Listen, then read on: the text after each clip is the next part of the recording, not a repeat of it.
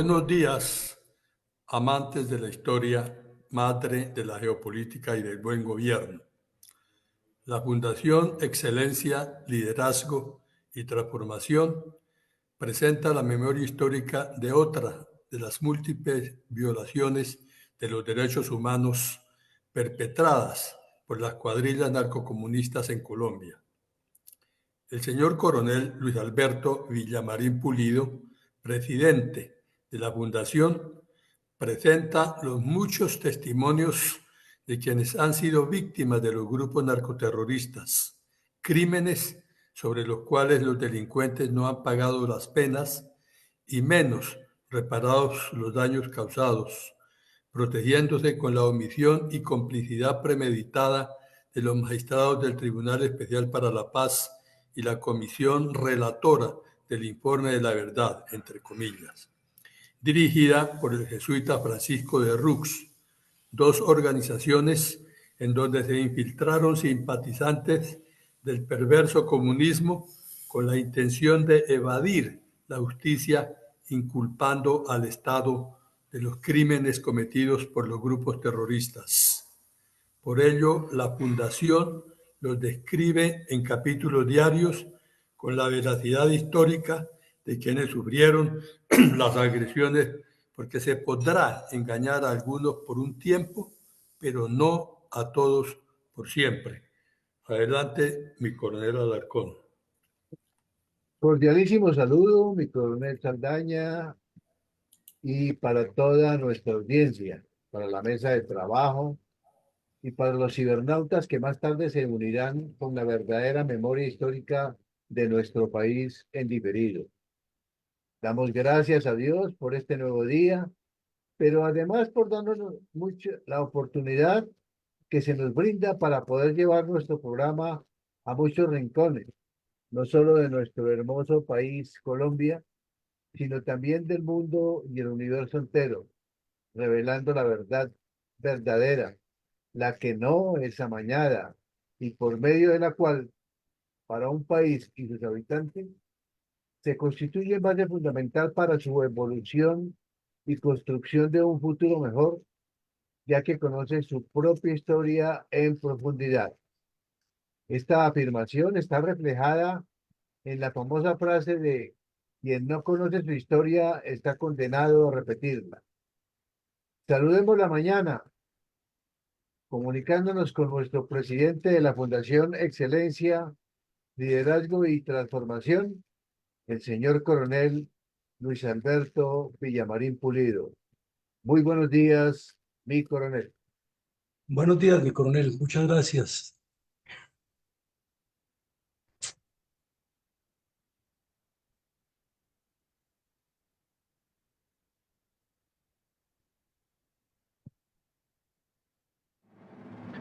Hoy es martes 8 de octubre de 2024.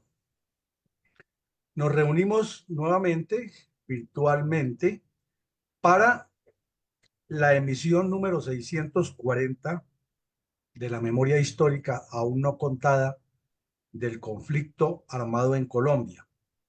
El tema que vamos a tratar hoy es la baja en combate, la muerte en combate de dos bandoleros liberales del MRL que ya se encontraban haciendo tránsito hacia el Partido Comunista que formaría las FARC en breve, pertenecientes a la cuadrilla de un delincuente de un prontuario muy largo, muy triste de recordar por su trasiego sanguinario, y nos referimos a Conrado Salazar alias Arpazo.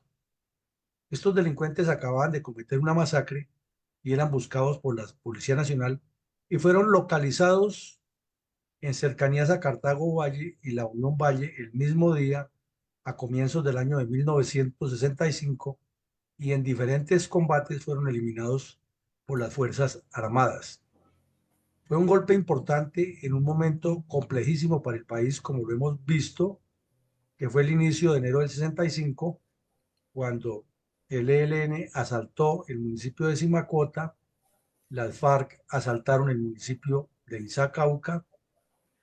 Efraín González había cometido el secuestro de los familiares de un ganadero conservador.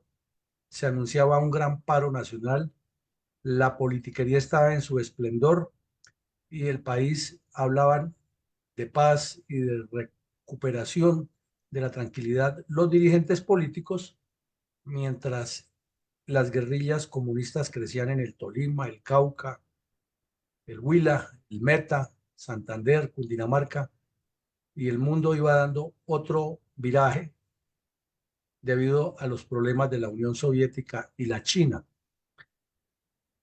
De remate, la muerte del presidente Kennedy en Estados Unidos le ha traído más contradicciones y conflictividad al país y al mundo. Adelante, mi coronel, entremos en materia.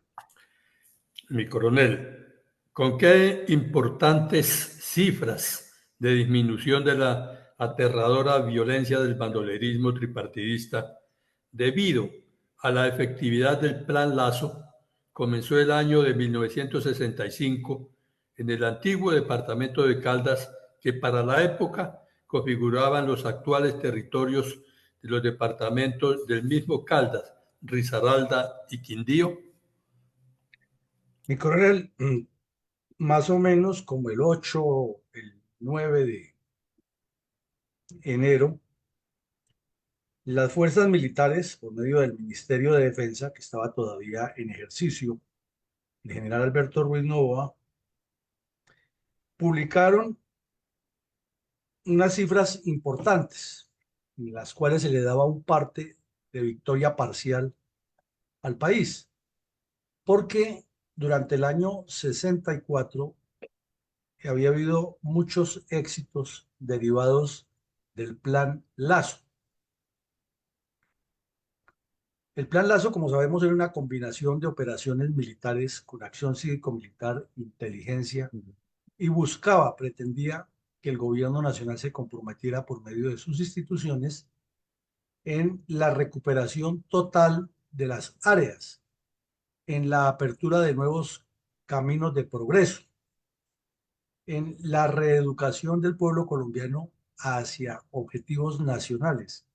O sea, el Plan Lazo no era simplemente como lo despotrican los comunistas y los insulsos que hablan por hablar, que era de se que trataba de peluquear campesinos y de sacarles unas muelas y de vacunarles las mascotas y que ahí terminaba. No, era un piloto, una demostración de que se podía, mediante acciones integrales de Estado, aclimatar la paz dentro de las comunidades, hacerle ver al campesinado y a las personas de escasos recursos que había otras opciones y comprometer al Estado en el manejo adecuado de los procesos de desarrollo social, económico y político en cada región. Entonces, el ejército y la policía habían cumplido una labor admirable ese año 64 y han eliminado una cantidad de bandidos que tenían unos alias tan pintorescos como temibles y hablaban de Sangre Negra, Chispas, Desquite, Tarzán. mm, Todos no han sido eliminados en el 64, pero casi todos. Eh, Despiste, Cantinero, Mala Suerte, Reque, Pedrito, El Ronco, Veneno, Pereque, Yataro, La Bruja, El Bicho, El Palomo, etcétera. Y con todos esos alias pintorescos, estos bandidos sembraban el terror en las regiones principalmente del antiguo departamento de Caldas que articulaba a lo que hoy es Quindío, Caldas y Risaralda, norte del Valle, el Tolima, el Cauca. Bueno, entonces con esos resultados se decía, por ejemplo, que además de la baja importante de una gran cantidad de bandidos de estos, se ha logrado la captura de 820 de judicialización. O sea, si miramos las cifras y miramos los hechos, sin duda el ejército, la policía y el DAS que lo acompañaban muy bien, habían cumplido perfectamente con su deber. Habían capturado a bandidos que han asesinado centenares de personas, que habían robado, matado, secuestrado, violado y depredado el campo. Pero ahí viene el pero. Si se estaba desarrollando el Plan Lazo, ¿qué estaba pasando con las demás instituciones? O mejor, estaban las demás instituciones tan comprometidas en su función y su misión como lo estaban las fuerzas militares, la policía y el DAS. Entonces, nos parece que ese parte de victoria y esos triunfos son únicamente para las instituciones armadas, porque las instituciones políticas del país encargadas de legislar y gobernar y administrar justicia estaban muy lejos de cumplir con su deber y eso quizás explique a fondo por qué el país no se pacificó como se pensaba y por qué la dirigencia política, como lo veremos en algunos episodios hoy, andaba en otros escenarios y con otras intenciones, dilatando y complicando la solución al problema.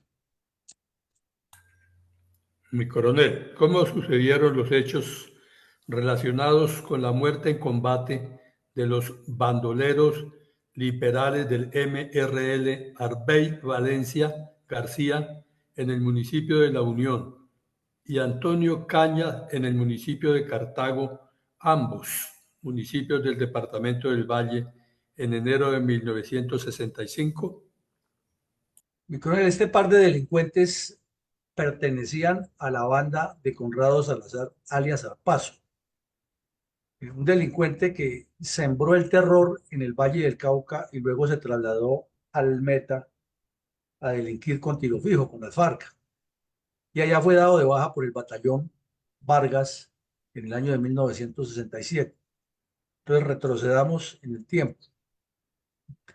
Eh, el 28 de mayo de 1964, en la vereda Campo Alegre del municipio de Versalles, eh,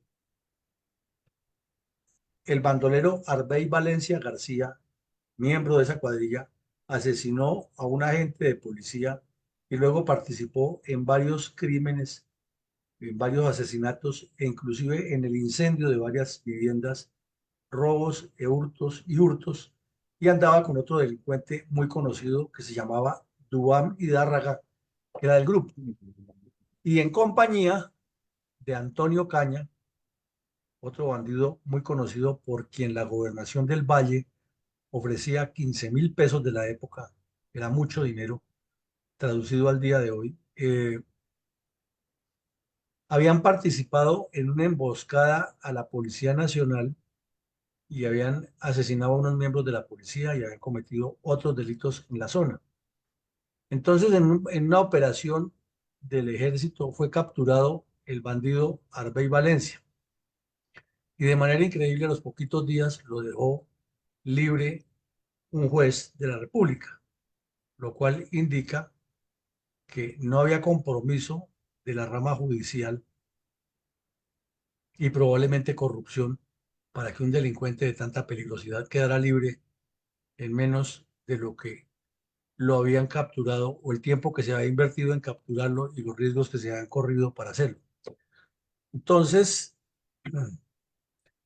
las fuerzas militares y la policía mantuvieron el ímpetu y ese mismo día, 9 de enero, en dos redadas diferentes, en dos municipios diferentes, en La Unión y La Victoria, cerca a Cartago el uno, no tan cerca a Cartago el otro, fueron dados de baja simultáneamente.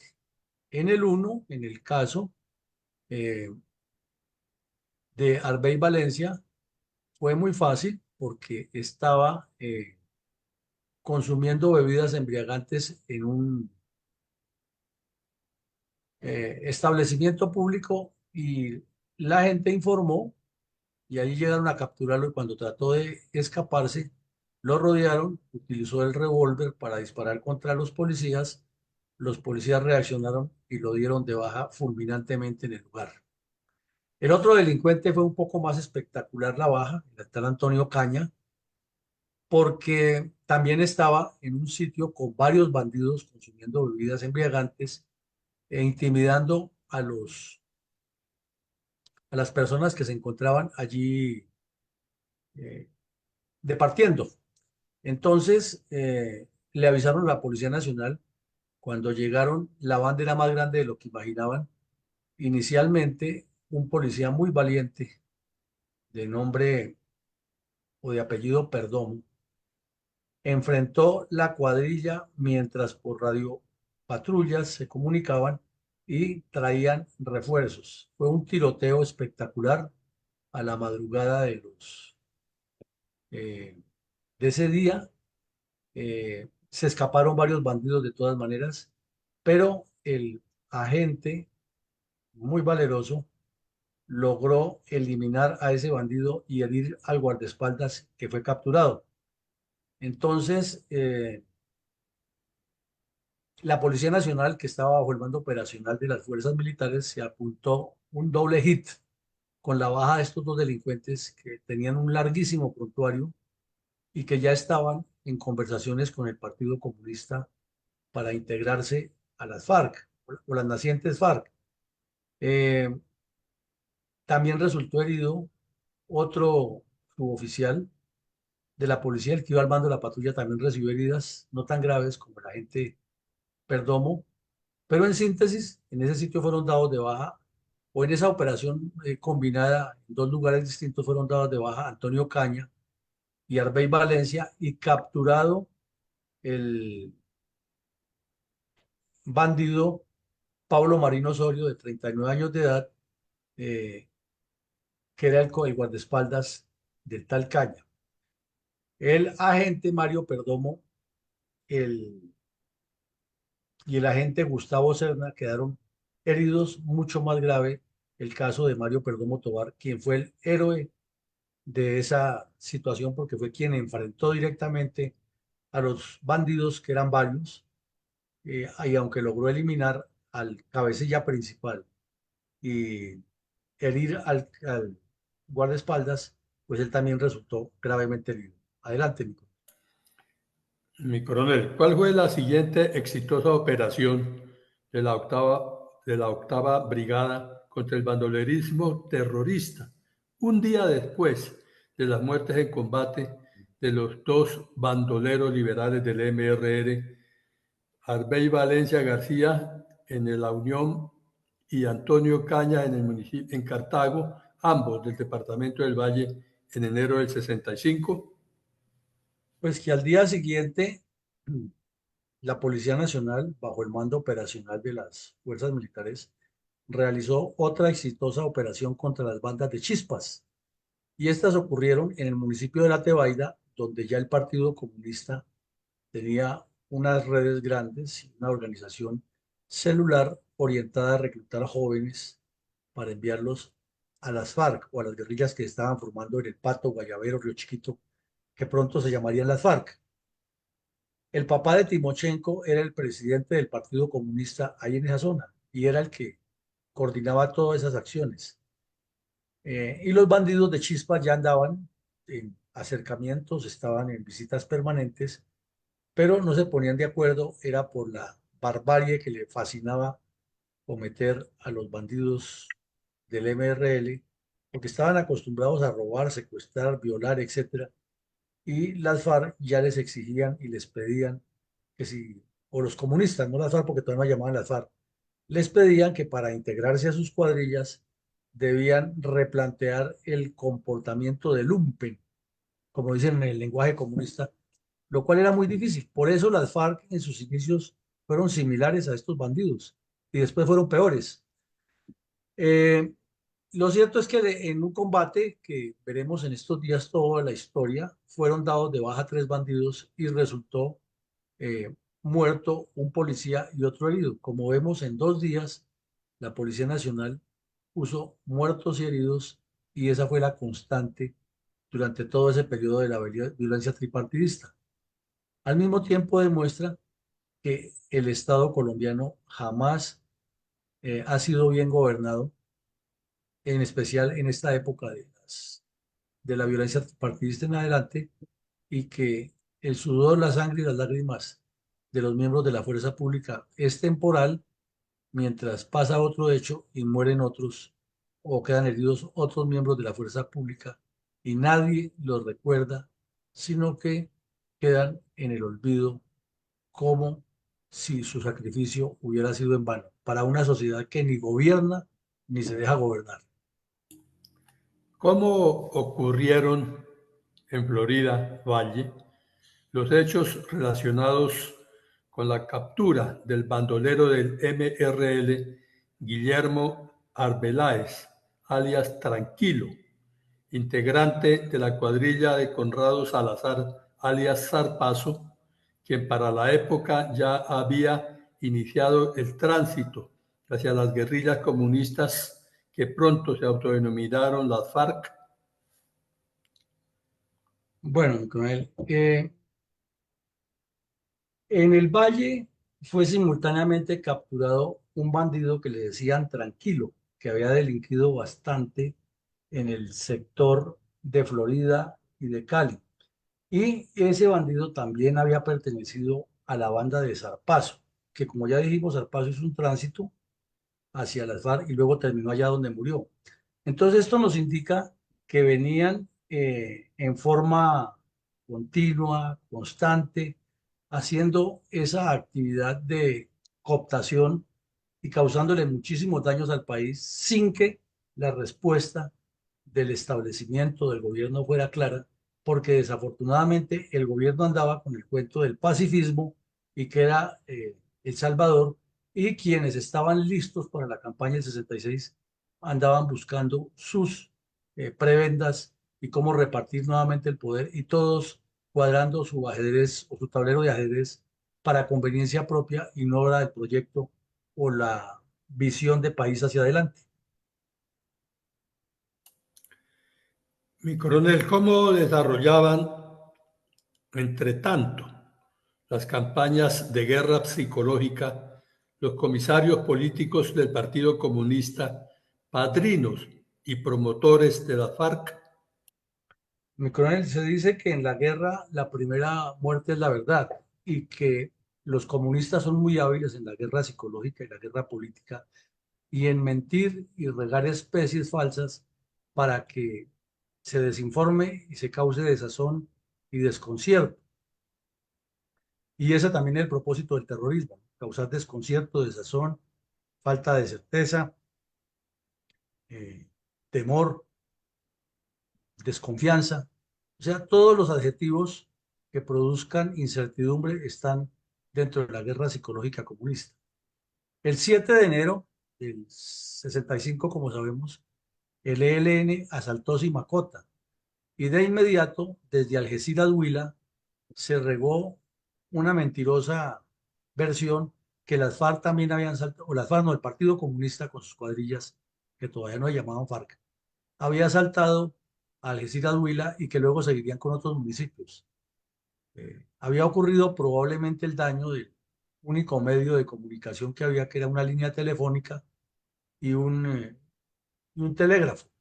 Entonces el municipio estaba incomunicado y habían regado esa especie por medio de mensajeros y en todos los medios de comunicación se hablaba, y entonces el general Reveis Pizarro, que era el comandante general de las fuerzas militares, tuvo que salirle al corte a los medios de comunicación y decir que no era cierto, pero los periodistas seguían insistiendo y publicaban que una cosa decía el general y otra cosa venía desde allá, hasta que pues el ejército llegó hasta allá, se restauraron las comunicaciones y se aclaró que no era cierto, pero el daño se causó y se dio la sensación de que el Estado colombiano, por medio de las fuerzas militares, no decía la verdad.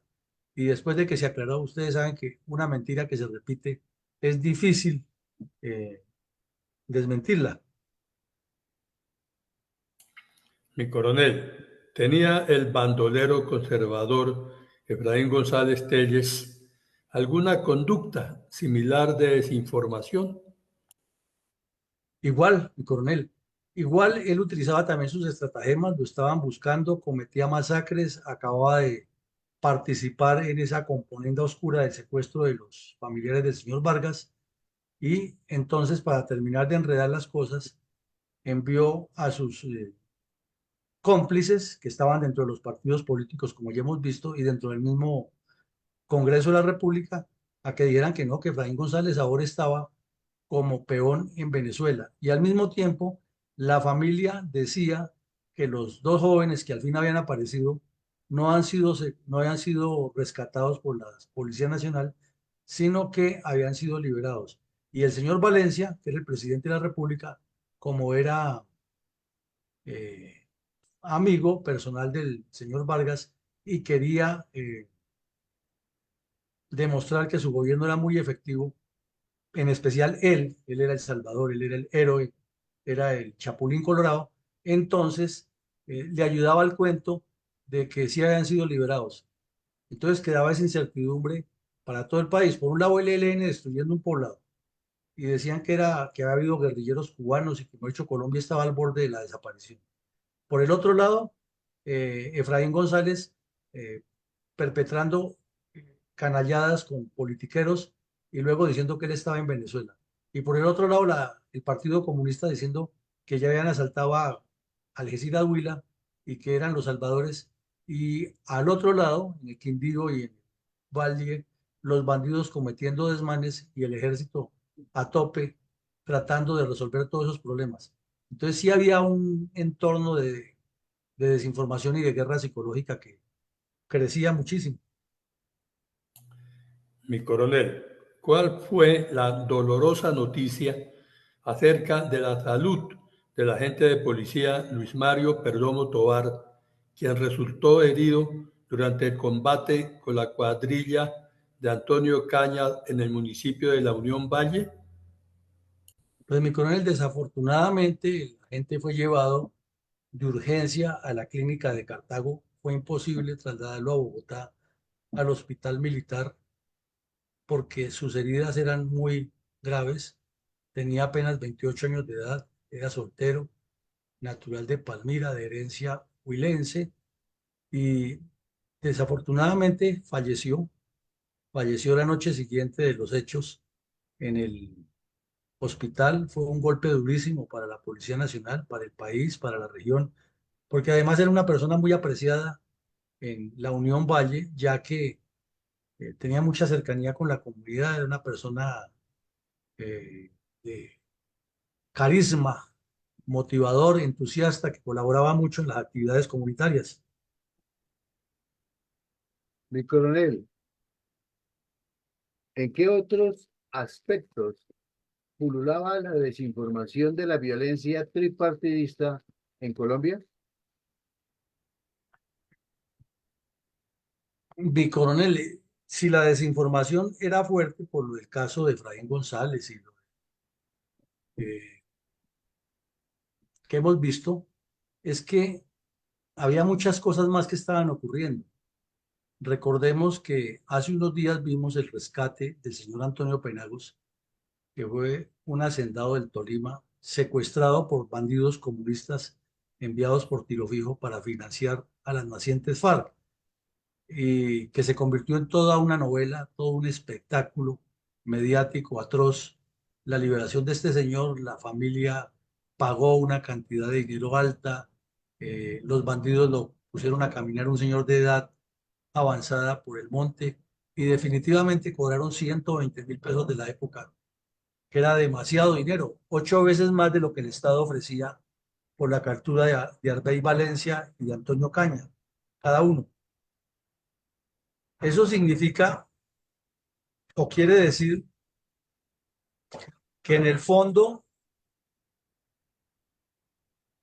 el secuestro estaba creciendo, que el Estado era ineficiente, incapaz y falto de prospección para mirar cómo avanzaba el problema de la seguridad, que se le ha trasladado toda la responsabilidad a las fuerzas militares y de policía para resolver con la fuerza de las armas limitadas y sin suficientes medios logísticos y técnicos para cumplir la misión, una responsabilidad enorme, mientras los politiqueros se dedicaban a mentirle al país y engañarlo con el cuento de que el Frente Nacional era la novena maravilla.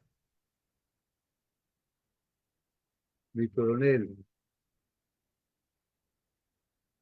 pese a que la violencia tripartidista tenía mucho arraigo en el bajo nivel educativo de la niñez y juventud colombiana de la época, ¿cuál era la conducta de los educadores del Valle del Cauca, departamento en el que la violencia era atroz para la época? Y coronel, ese es otro tema que hemos venido tocando aquí siempre en este programa de la memoria histórica, y es la irresponsabilidad de los docentes que cuestionaran lo que cuestionaran, estaban mejor que la mayoría de los colombianos. En ese tiempo, el seguro social o la seguridad social era para muy pocos, pero muy pocos, muy contados trabajadores y funcionarios oficiales, trabajadores pues particulares, en fin, de fábricas y funcionarios particulares y funcionarios oficiales, incluidas Telecom y Ecopetrol, que eran, o el magisterio, que eran unas fuentes grandísimas de empleo para la época, los correos. Pero por lo general, el grueso de la población colombiana no tenía derecho a nada. Es que ni siquiera existía un sistema de beneficio sanitario. Los hospitales funcionaban como se llamaba de caridad y la gente se moría por no tener para pagar una yerpen que le ordenaban en el hospital, y cuando salía del hospital pues no se lo podía dar el Estado porque no había en las farmacias y tenían que comprarlo en su bolsillo y si no, se moría. Esa era la realidad. Entonces los educadores estaban medianamente bien frente al grueso de la población, pero el Partido Comunista, que es la peste que le ha caído a Colombia, en complemento a la otra peste, que son los políticos corruptos, que no se sabe cuál de los dos le han hecho más daño, se dedicó fue a infiltrar los educadores y a promover paros y paros. Y entonces un país con pobreza, sin desarrollo, sin industrialización, sin visión de proyecto de Estado, mal educado, pues aquí tenemos una fuente permanente para que la gente se metiera a las guerrillas y con unas diferenciaciones enormes, porque una cosa era el nivel de educación en Bogotá, Cali, Barranquilla, las capitales donde había ya colegios privados y otra organización de docentes, a lo que pasaba en los municipios que estaban como si fueran abandonados de la mano de Dios. Entonces, que esos maestros se dedicaran era a hacer paros, a bloquear, a plan tortuga, a no dictar clase, asistir a los centros educativos y estar en reunión permanente y no atender a los niños.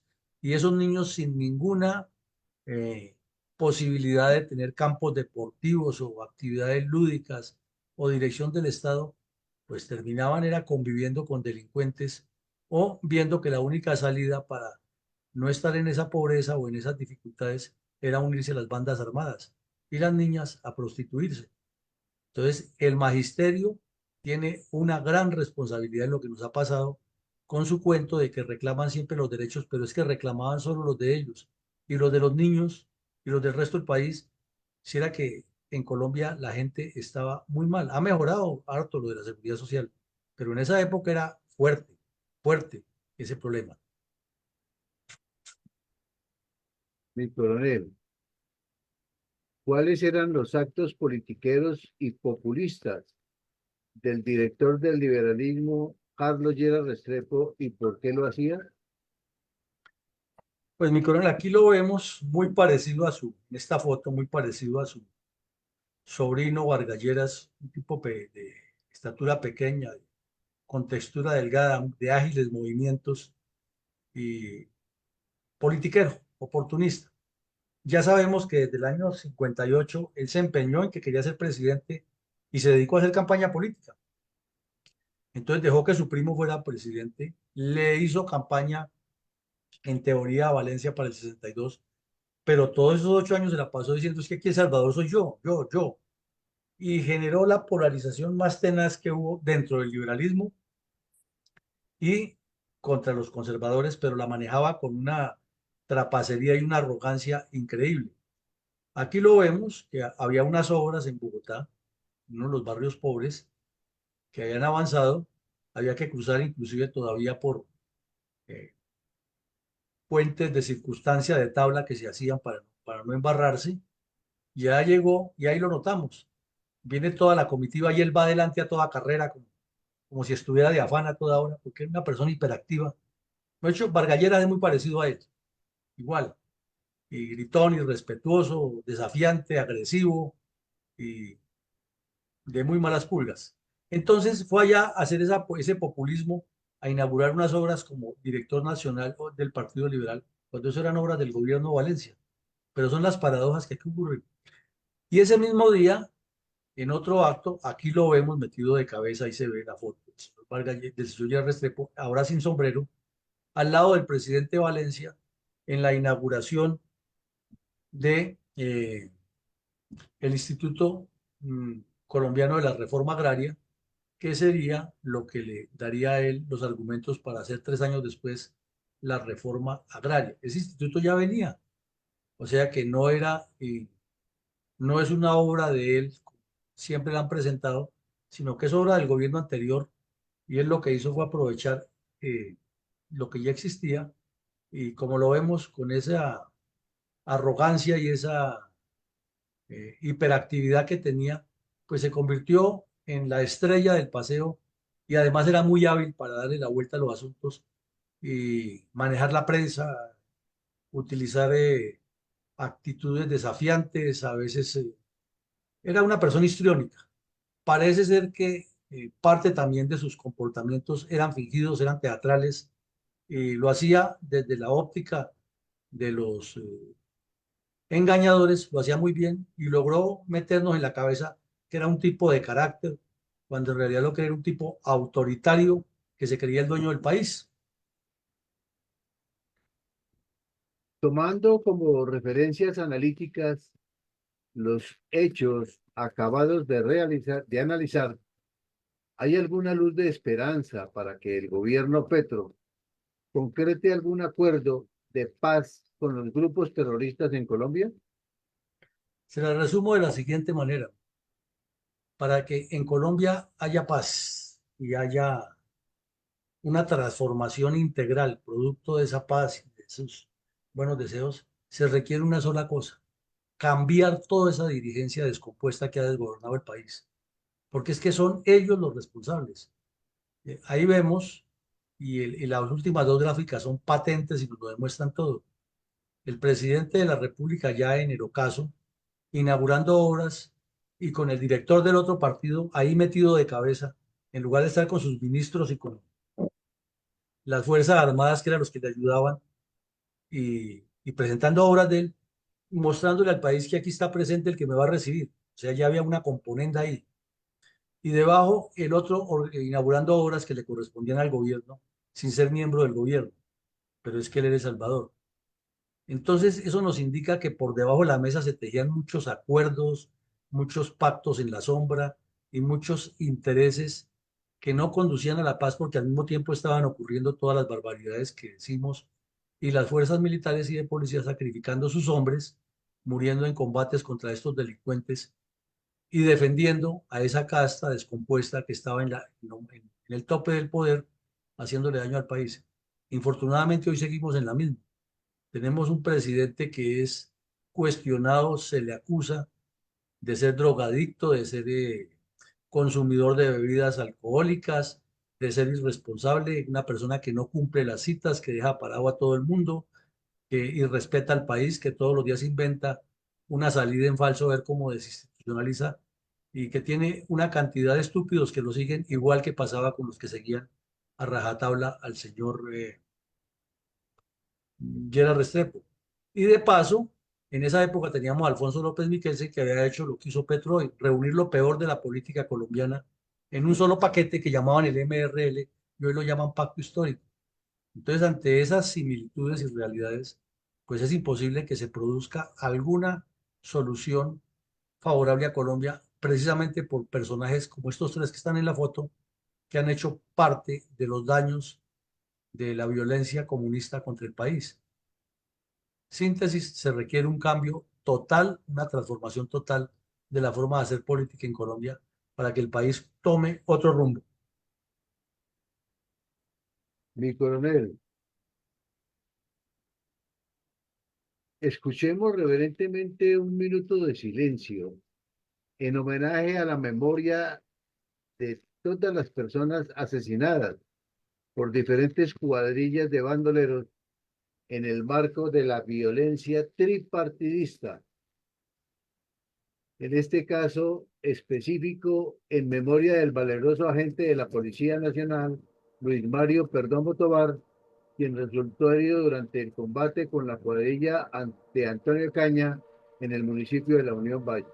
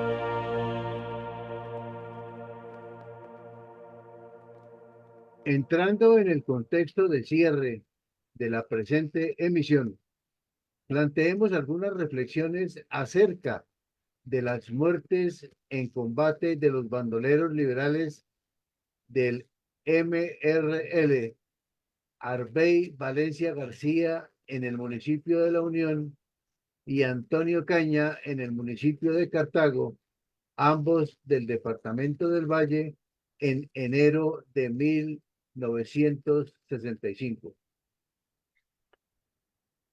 Bueno, pues surgen muchas preguntas y casi ninguna respuesta alrededor de estos eventos, de estos hechos. Podríamos enfocar múltiples aspectos, pero centrémonos en unos dos o tres. El primero, es absolutamente cierto que la paz es la obligación fundamental del Estado dentro del bienestar de los ciudadanos. Pero la paz no se logra jamás asumiendo posiciones como las que ocurren aquí en Colombia, diciendo, por ejemplo, que el señor Juan Manuel Santos es un apóstol de la paz y fuera de eso siguiéndolo y defendiendo, o siguiendo al señor Petro con el cuento de que su paz total es la novena maravilla, a pesar de que se ve lo contrario, o ciegos, mudos y sordos frente a lo que hizo el señor Álvaro Uribe, porque no tenemos la capacidad de cuestionar lo bueno, lo malo y lo feo. Y existe dentro del país una lealtad errada, y esa lealtad muchas veces hasta de buena fe, en la mayoría de las veces. Y las personas que se apegan a un sujeto de estos o el otro o el que sea, están es creyendo que su ego les dice la verdad y que porque les dice la verdad, ya a quien siguen la tiene. No razonamos, no somos racionales, no tenemos raciocinio para diferenciar entre lo bueno que hace una persona y lo malo que puede causar el país para tener una claridad meridiana de lo que ocurre. Y ante esa falta de claridad meridiana, la violencia se enseñorea porque unos la instigan y otros la practican, la mayoría de las veces convencidos de que ese es el camino. Verbi Gracia lo que hacen estos jóvenes de la primera línea. Salen los delincuentes de cuello blanco que viven como reyes y por cuenta del presupuesto colombiano y los impulsan a que salgan a destruir el país y lo destruyen. Lo mismo pasa con los campesinos, bien mal que viven en el campo, limitados de acciones, y los convencen de que la solución es salir a matar gente, destruir poblados y asesinar policías y soldados, y que esa es la fórmula para cambiar el país y que, y que van a llegar a un paraíso de bondades, y convencidos de que ese es el camino lo hacen. Y la lista sigue. Hemos sido muy incisivos en ese aspecto. Para cambiar a Colombia se necesita cambiar tanto la mentalidad del pueblo colombiano como a los dirigentes que utilizan todas esas artimañas y trapacerías para llegar al poder. El señor Gerard Restrepo reconoció muchas veces que él había instigado y había financiado y había orientado guerrillas liberales en los llanos orientales y que esas guerrillas habían sido cercanas al Partido Comunista. Luego, cuando ya estuvo en el poder, sacó a relucir su autoritarismo que venía construyendo progresivamente como jefe del Partido Liberal y su habilidad para hacer componendas y triquiñuelas hasta el punto de que conestó el robo de unas elecciones presidenciales. Pero al preguntarle a los liberales de viejo cuño por el señor Lleras Restrepo, lo ponen como un superhéroe y ahora hasta es figura referente con los emblemas de los billetes de 100.000 pesos en Colombia. Así llegará el momento en que el mono Jojoy y Pablo Escobar también lo sean, porque no hay un concepto de Estado nunca en Colombia, ni mucho menos de identidad nacional con quienes realmente nos han representado. Entonces, en ese orden de ideas, ¿para qué cambiarle el logo a los billetes si en Estados Unidos siguen siendo los mismos? Washington, Hamilton, etcétera, y son los que simbolizan los billetes. Jackson, ahí están los billetes de 10, de 5, de $1 y son eternos ahí. Aquí deberíamos tener a Bolívar, Santander, Córdoba, Nariño, Camilo Torres, como los tuvimos mucho tiempo, pero la politiquería y el amiguismo cambia eso. Alguien diría, pero es que esas cosas son superfluas. No son superfluas, porque si tenemos la imagen de que un personaje como Simón Bolívar fue el que le dio la luz al país y le estamos viendo en un elemento tan recurrente como es un sello postal o un billete, a todo el mundo le entra por los ojos. que es el héroe a seguir, es el referente. Pero si nos ponen a personas que han delinquido o que han utilizado el poder para sus trapacerías como referente en los billetes, pues estamos descomponiendo el país. Parece algo superfluo, pero tiene mucho fondo. Llegamos al final del ejercicio. Le damos la palabra a mi coronel para su comentario del día. Mi coronel, si la violencia política llegó a un máximo de crueldad durante los comienzos de 1950 y después se redujo durante el gobierno del general Rojas Pinilla, nuevamente en la década de 1960, se recrudeció en una forma francamente inhumana.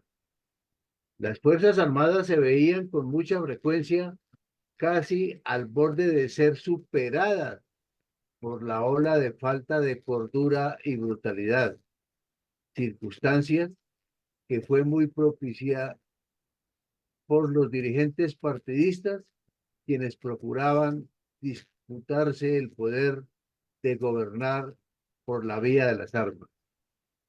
Mucha de esta violencia era estimulada por el Partido Comunista, quien desde los comienzos de las teorías marxistas se fundamentó en la supuesta justificación del uso de la fuerza para imponer las ideas políticas.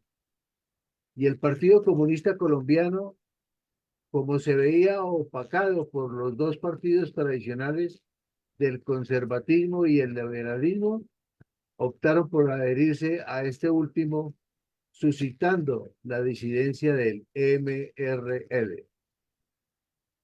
Disidencia propiciada por el caudillo liberal Alfonso López Miquelsen, quien se consideraba el predestinado para salvar al pueblo colombiano por el solo hecho de pertenecer a la casta de la familia López, ya que su padre había sido presidente en dos ocasiones anteriores y por lo tanto se presumía que por heredad y abolengo la capacidad para gobernar se adquirían de forma espontánea por la línea familiar.